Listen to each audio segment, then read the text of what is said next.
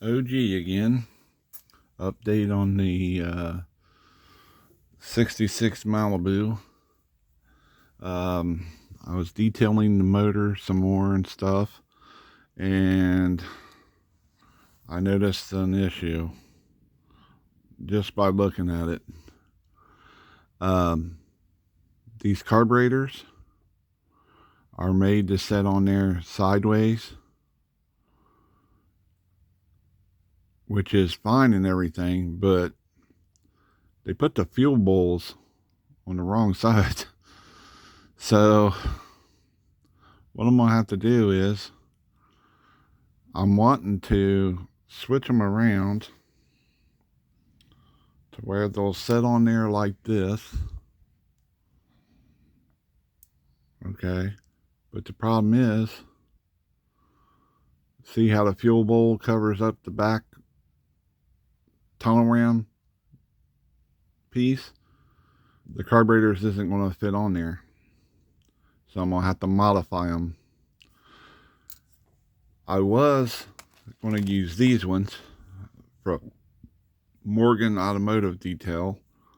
The only problem is, same thing.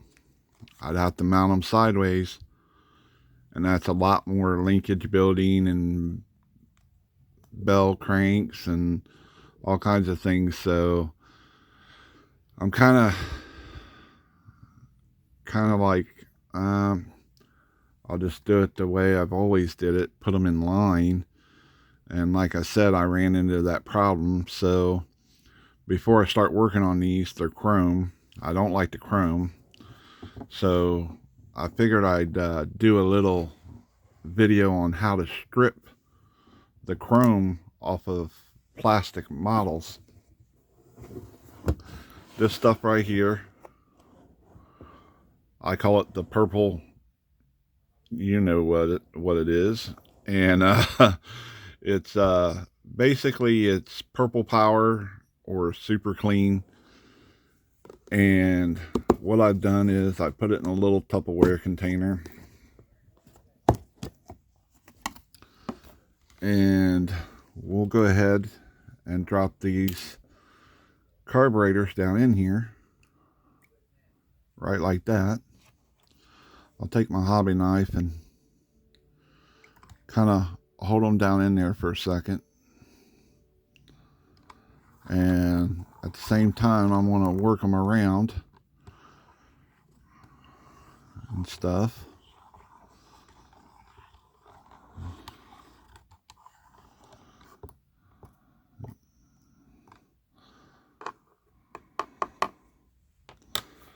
And hold on a second. As you can see by the reaction, it's already started working.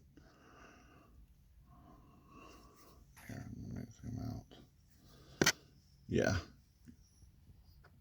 it's already started working and stuff. But I'll leave this in here for a little bit. Probably, I don't know, maybe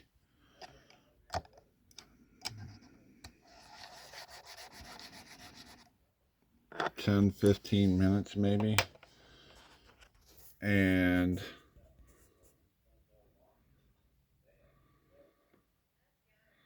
whatnot. But I'll go ahead and talk while I'm waiting for a second. See if it started the process. I'm pretty sure it has.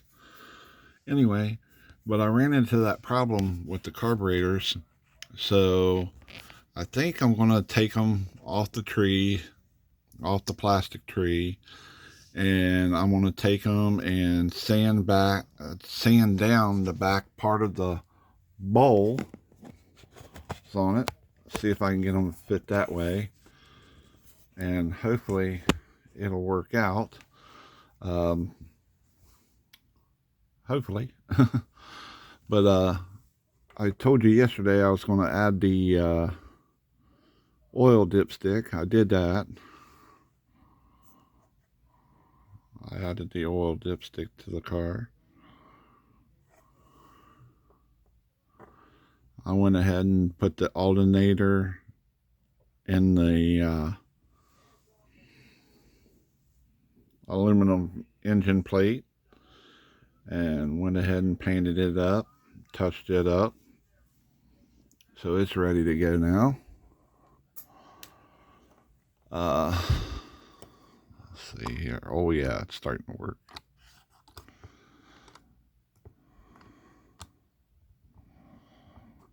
As you can see, it's starting to strip the chrome right off of it. I found out this is the easiest way to do it. If it comes to a body that I'm having problems getting it stripped and this and that, I'll use .3 brake fluid on them, and it usually takes the stuff right off. I'll let it set for, I don't know, 24 hours or so in the dot brake cleaner, and it usually finishes taking the paint right off of it. Like I said, new models are being made out of recycled plastic, so you got to be real careful in doing the things and stuff like this. Stripping and stuff, painting even. My eyes has gotten so bad, I went ahead and bought the CA glue, and I put a fine line extension on there so I could run beads better to hold my parts, because I'm 52 now and my eyes aren't not what they used to be. But I'm hoping if everything goes right, I'll go ahead and get this body painted this week. I'll go ahead and paint the interior probably either later tonight or tomorrow, depending how this carburetor thing goes. Hopefully it goes okay. Let's see here. Yep, it's about another 2 to 3 minutes and it'll be stripped. That's how I strip chrome off model kits. That goes for the old ones and new ones. If you do have a problem with it still coming off, you still can use the .3 brake fluid, or you can use oven cleaner. I've seen guys use isoporic alcohol. Is that how you say it? Isopol or something like that. Basically alcohol. 100%. If you can get it closer to 100%, the better. And yeah, because I'm gonna have to sand the bottom of that off so get some adjustments. But that's how I strip parts for chrome, taking chrome off model parts. Basically, it's kind of like a little how-to. As you can see, it took all the chrome off pretty much. Usually I have a toothbrush that I scrub, but I got a toothbrush that I can scrub with it, but it's down in the drawer and I didn't feel like leaning over. So what I'll do is I'll separate these off the tree, off the parts tree, after I dry them off here, and then I'll drill my linkage hole and my fuel line hookup,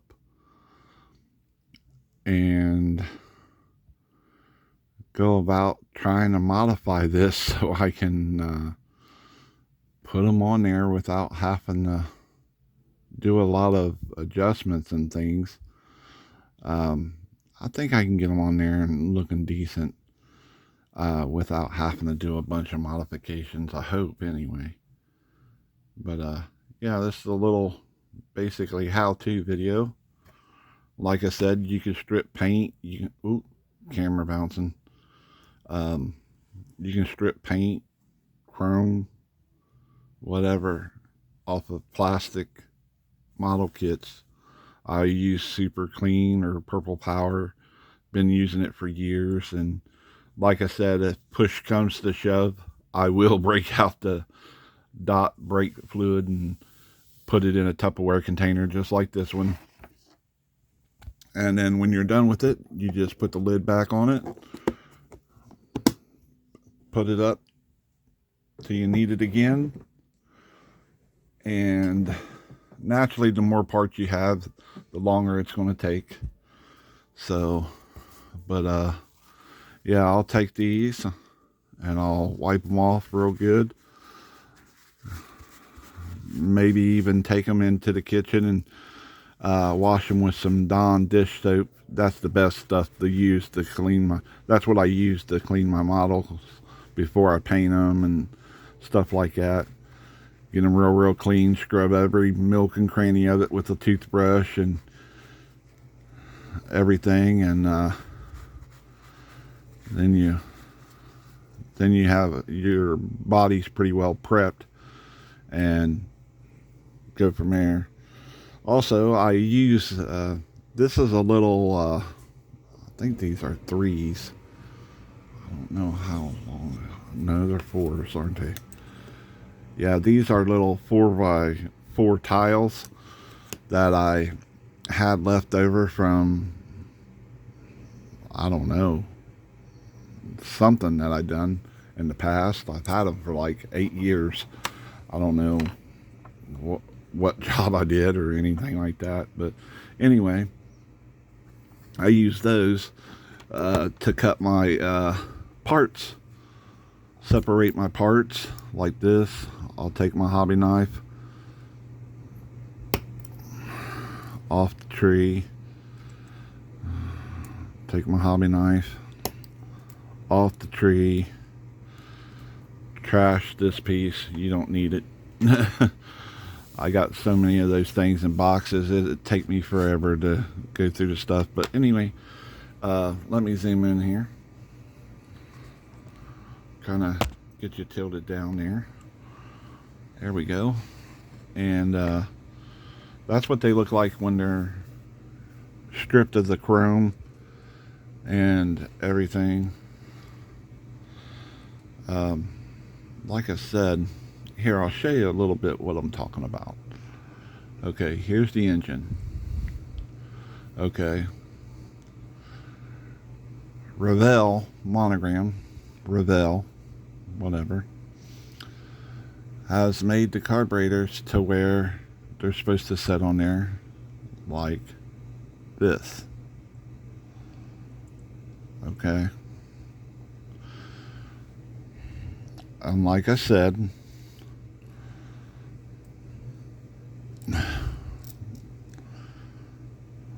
they put the bowls, or the accelerator pump, I should say, on the wrong side of the things. Okay, you can turn them around,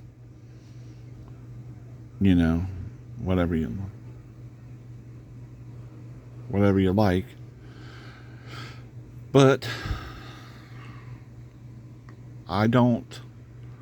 I'm wanting to save time, basically. So what I want to do is I want to turn them around like this. But as you can see, the tunnel ram's not separated enough to fit them both on there correctly. So what's going to end up happening here is I'm going to have to take right here in the back of the carburetor. Let's zoom in.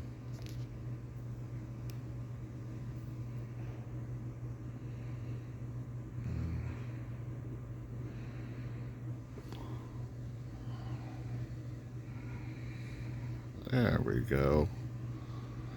Now we're talking. Sorry about that, guys. Right here, I'm gonna have to, I don't know, I'll probably sand it, take my time and sand it a little bit at a time, take a little bit off the back carburetor and a little bit off the front carburetor. Wow, you can really tell my wire looms on there. That's cool. I did a pretty good job on this. But anyway, yeah, that's what I was messing with tonight. Like I said, my radiator for the model. I got to build a fan for it, electric fan for it, and that stuff. But yeah, that's the type of stuff I'm dealing with on this thing. But that's just me. I want to put a lot of detail in it, and I want it to look, you know, pretty well correct.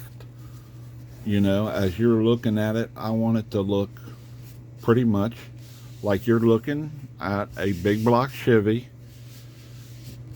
dual 4 sitting on top of a tunnel ram. That's what I want it to look like when you flip the nose forward on this car. So, and those are some of the things you have to do. My next video, I think I'm gonna do a because some friends of mine messaged me and stuff, and asked me if I'd do a video on engine detailing. How do I do my engine detailing? Well, it's you gotta have good eyes, first of all, which I don't. So I use magnifying glasses, and even this thing, which is a pain in the rear sometimes. It has magnifiers that flip down on the front of it and stuff. It's like a jeweler's setup. Yeah, my eyes isn't what they used to be, and whatnot. But like I said, I'll probably end up doing that video maybe sometime this week and stuff, and I'll show you the stuff I use, the companies I use, which I highly recommend. They're not paying me or nothing like that to tell them. You know, their products speak for themselves. I'm not the only modeler that uses these. Everybody uses, you know, details and stuff on their cars, especially if they're going to contests or shows or anything like that. But I'll get my stuff gathered up and everything. And back years ago, I did a couple videos and actually sent it to the people so they could watch them, you know, and things, and show them and stuff like that. You need tweezers, all different sizes of tweezers. It's time consuming, no joke. Like I said last night, just to do the wire looms on this engine took me 2 hours, 2.5 hours.